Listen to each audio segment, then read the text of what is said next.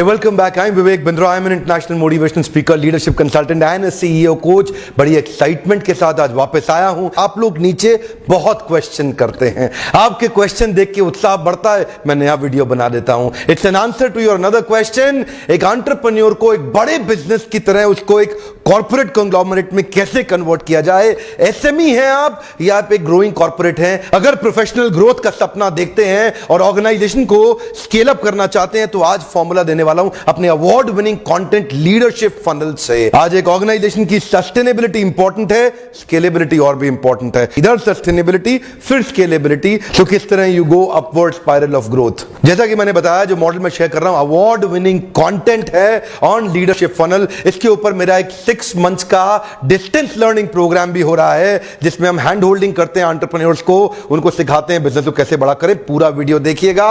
इसके 4 स्टेप्स हैं। किसी भी ऑर्गेनाइजेशन का ऑर्गेनाइजेशनल स्ट्रक्चर के अंदर जो फंडामेंटल स्ट्रक्चर होना चाहिए उसमें 4 पिलर्स होते हैं। अच्छा, इसमें 2 हिस्से हैं, एक हिस्सा नीचे का है बिलो द लाइन, एक हिस्सा है above the line. Below the line है ये पेड़ की है रूट्स और अबव द लाइन है पेड़ के हैं fruits.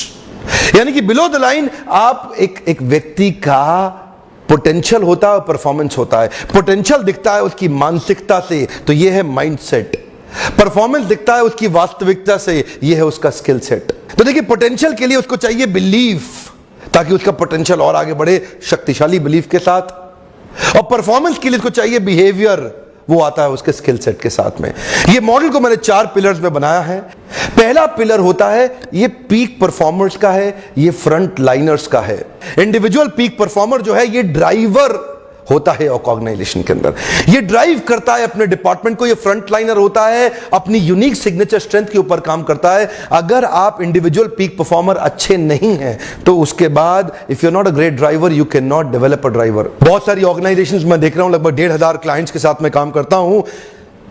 By virtue of experience and by virtue of number of years spent by an employee, Lala ji insecurity के कारण उसको प्रमोशन देके ऊपर ले आते हैं और ऊपर ले आते। ये पुराना आदमी है, इसको प्रमोट कर दो। ये विश्वास का आदमी है, विश्वास घर का आदमी भी तो चाहिए ना धंधे में, कोई परिवार का आदमी भी तो चाहिए, इसको प्रमोट कर देते हैं। तो Lala ji what is he doing, he is promoting based on number of years of experience और स्किल सेट। मेनी टाइम्स जब आप प्रमोट करके नेक्स्ट पिलर पे लेके आते हैं, उसके पास स्किल सेट तो हो सकता है हो, अगर माइंडसेट नहीं होगा तो होगा क्या, वो थोड़ा बहुत परफॉर्म करेगा पर पोटेंशियल वैसा नहीं है तो सस्टेन नहीं कर पाएगा। सस्टेनेबिलिटी और स्केलेबिलिटी, सस्टेनेबिलिटी और स्केलेबिलिटी दोनों इंपॉर्टेंट है। टैलेंट प्रोग्रेशन बढ़ाने के लिए पाइपलाइन एक तैयार करनी पड़ेगी। बहुत सी कंपनीज के अंदर सीईओ फेल हो रहे हैं। मेरा बहुत बड़ा बिजनेस ही सीईओ कोचिंग के ऊपर है। मेरे क्लाइंट्स मुझे इनवाइट करते हैं और बात करते हैं। ज्यादातर गलती क्या होती है, बहुत जल्दीबाजी में 2 में से एक काम करते हैं। या तो एक आउटसाइड सीईओ ले आते हैं जो हेलीकॉप्टर लैंडिंग से आता है, उसको कंपनी के बारे में कुछ पता नहीं, बाहर से आता है, बाहरी व्यक्ति है,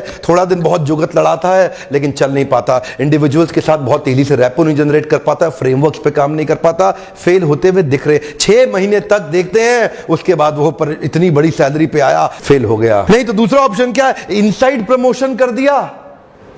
इनसाइड पूरा अपने ही लोगों में देखा, यार इसको निकालना पड़ा, किसको करे, ये ठीक लग रहा है, ये पुराना आदमी विश्वास का है। इनसाइडर का अगर आप प्रमोशन कर देंगे इनएडिक्वेट प्रिपरेशन के साथ, इसका इनएडिक्वेट प्रिपरेशन है, ये भी नहीं चला पाएगा। CEO is not about strategy sir, CEO is also about strategy and execution। मेरा एग्जीक्यूशन एक्सेलेंस का आपने वीडियो जरूर देखा होगा, अगर नहीं देखा तो जरूर देख लीजिए। अच्छा, वो हेलीकॉप्टर लैंडिंग से आया इसलिए विफल हुआ, ये इनएडिक्वेट प्रिपरेशन से आया इसलिए विफल हुआ। आज लीडरशिप फनल में हम यही बात करेंगे कि टैलेंट प्रोग्रेशन होगा कैसे। एक्चुअली ये जो सक्सेशन का प्रोसेस है ये रिप्लेसमेंट का प्रोसेस नहीं है। आज भी छोटी ऑर्गेनाइजेशन रिप्लेसमेंट के माइंडसेट से इसकी जगह इसको लगा देते हैं, ऐसा नहीं होता। आपको पहले पोटेंशियल और परफॉर्मेंस दोनों को क्रिटिकलिटी कैपेबिलिटी मैट्रिक्स पे बढ़ाना होगा। मैं इसके ऊपर भी वीडियोस आगे बनाने वाला हूं, क्रिटिकलिटी कैपेबिलिटी मैट्रिक्स और परफॉर्मेंस पोटेंशियल मैट्रिक्स, ताकि आप कैलकुलेट कर सकें कि कई बार आदमी के पास परफॉर्मेंस तेज है, पोटेंशियल नहीं है, किसी का पोटेंशियल बहुत ज्यादा है लेकिन परफॉर्म नहीं कर पा रहा। उन सब का मैपिंग करना बड़ा जरूरी है। अच्छा, थोड़ा फनल को और आगे समझते हैं। इंडिविजुअल पीक परफॉर्मर के ऊपर ये ड्राइवर है, ये पीक परफॉर्मर्स को ड्राइव करेगा। अब जो ड्राइवर होता है ये पहला जो पिलर है फ्रंटलाइनर्स का, ये एक्शन मैन का पिलर है। ये एक्शन मैन का पिलर है। ये लोगों को कंटिन्यूअस हार्डवर्क, फंडामेंटल फ्रेमवर्क जो ऑर्गेनाइजेशन का है उसके मैं कुछ फंडामेंटल नेचर दे रहा हूं। अगर फ्रंटलाइनर एक्शन मैन नहीं हुए ना, और ये टॉप स्ट्रैटेजीज को अलाइन होकर के, बिल्कुल अलाइन होकर एग्जीक्यूट नहीं किए, फॉर एग्जांपल टॉप स्ट्रैटेजी जिस दिशा में जा रही है, इनको उस दिशा में बहुत तेज रन करना उस ऑर्गेनाइजेशन को, तो इनका काम है execution on alignment of strategic maps. एक स्ट्रैटेजी का मैप बन गया ऑर्गेनाइजेशन का, ये कंटिन्यूअस एक्शन मैन की तरह डेडलाइन ड्रिवन प्रोजेक्ट्स पे काम करना, हार्डवर्क कंटिन्यूअस करना, एम्बिशियस रहना, ऑर्गेनाइजेशन की सारे गोल्स को डेडलाइन के अंदर अचीव करने का प्रयास करना। यहां पे जब आदमी आता है तो एक्शन मैन तो वो है ही, लेकिन अब वो नीचे से और गहरा हुआ उसका माइंडसेट पीपल मैन का डेवलप होगा। Who is the people man? अब वो टीम स्पिरिट के साथ, लोगों के साथ कनेक्ट करके उनके साथ परफॉर्मेंस को मैक्सिमाइज करेगा। आपने मेरा वीडियो देखा है 3 steps to impress and convince anyone. अगर कनेक्ट कर जाओ, थोड़ा कन्वे करो, सामने वाला इतना कन्विंस। अगर आप डिस्कनेक्ट होगा, इतना कन्वे करो, सामने वाला बिल्कुल कन्विंस नहीं है। लोग ऑर्गेनाइजेशन नहीं छोड़ते, लोग अपने बॉसेस को छोड़ते हैं। यहां पे पीपल स्किल होना बड़ा जरूरी है। He is actually driving the peak performers, he is the driver of drivers. तो ये जो driving of the peak performers हो रहा है, यहां पे पीपल स्किल आना, ही द पीपल्स मैन। तो यहां action, ambition, goals, deadlines, targets, achievements, लेकिन इधर क्या है? इधर है cooperation, collaboration, emotions, feelings, togetherness, bonding. इधर थोड़ा एक्स्ट्रा एलिमेंट आएगा मिल बांट के काम कराने का। यहां पे अचीवर होगा अगर, लेकिन लोगों के साथ काम कराने का वो स्किल सेट जो होता है पीपल स्किल वाला, टेक्निकल और मैनेजरियल स्किल से पीपल स्किल पे आने की जो क्षमता वो डेवलप नहीं किया, तो ये अपने ही तरीके से काम करेगा। और ये बार बार क्या करेगा? तू नहीं कर पाएगा, मैं करके दिखाता हूं। ये बार बार क्या करेगा? अरे तुझसे हो नहीं रहा ना, देख मैं करके दिखाता हूं। तो बार बार ये खुद ही करने लगेगा। बहुत से मैंने बॉसेस को देखा, वो अपने जूनियर्स का काम खुद ही करने लग जाते हैं, उनको अपने जूनियर्स को डेवलप नहीं कर पाते, क्योंकि वो परफॉर्मर खुद थे, वो खुद अच्छा काम किया है उन्होंने, इसलिए वो खुद ही करते रहते हैं जीवन भर। अब लोगों से कराने का जो वो स्किल सेट और माइंडसेट है, वो उसको यहां लेके आता है। ये जो जल्दीबाजी की प्रमोशन है, ये खतरनाक होती है ऑर्गेनाइजेशन में। दोनों चीजें डेवलप होनी जरूरी है, स्किल सेट और माइंडसेट। ये अलग ही पिलर है। ये पिलर है प्रोसेस मैन का। ये था एक्शन मैन, ये था पीपल मैन, ये है प्रोसेस मैन। ये पिलर मोस्टली 50, 100, 150, 200 करोड़ तक की ऑर्गेनाइजेशंस में भी मिसिंग दिखाई पड़ती हैं। ये पिलर कैसे मिसिंग दिखता है? ऑर्गेनाइजेशन में जब भी कोई क्राइसिस आएगा, ये उसके अगेंस्ट प्रोसेस तैयार कर देगा। ऑर्गेनाइजेशन में जब भी कोई चैलेंज आएगा, ये वो चैलेंज रिपीट ना हो तो रिपीटेबल एक प्रोसेस डेवलप कर देगा। प्रोसेस मैन का काम क्या है? ये सिस्टम्स पे काम करेगा, ये फ्रेमवर्क पे काम करेगा, ये पॉलिसीज पे काम करेगा, ये डेटा पे काम करेगा, ये एनालिटिक्स पे काम करेगा, ये स्ट्रक्चर्स पे काम करेगा। ये एक कल्चरल शिफ्ट लेकर के आएगा, cultural change over, make over लेकर के आएगा, ताकि ऑर्गेनाइजेशन की स्केलेबिलिटी पे काम किया जा सके। यहां तक ऑर्गेनाइजेशन की प्रॉफिटेबिलिटी रहेगी, लेकिन स्केलेबिलिटी ये पिलर खड़ा करता है। ये पिलर वो प्रोसेसेस को डेवलप करेगा जिससे ऑर्गेनाइजेशन में हम रिपीटेबल चीजें ला सके। हर एक चीज को स्केल अप करने की जरूरत भी नहीं होती है। कहीं पे टेक्नोलॉजी स्केल अप करने से काम चलता है, कहीं पे ज्योग्राफी और रीजन को स्केल अप करना पड़ता है, किधर कस्टमर एक्विजिशन बेस को स्केल अप करना है, ये बताएगा आपको कैसे करना है। फॉर्मूला समझिए, price of promotion is potential and performance. देखिए, पोटेंशियल और परफॉर्मेंस दोनों होगा तभी प्रमोशन होना चाहिए। पोटेंशियल भी बढ़ना चाहिए और परफॉर्मेंस भी बढ़ना चाहिए, प्रमोशन तभी ठीक रहता है। कई बार लोगों में पोटेंशियल होता है, प्रमोट कर दे, परफॉर्म नहीं करेगा, गड़बड़ है। कई बार परफॉर्मर बहुत होता है, लेकिन उसमें उस जगह सस्टेन करने का पोटेंशियल नहीं है, फिर भी प्रमोशन का फायदा नहीं है। देखिए, performance is evidence of his past and potential will reassure his future। Performance उसके पास्ट का एविडेंस है और पोटेंशियल उसके फ्यूचर को रीअश्योर करता है।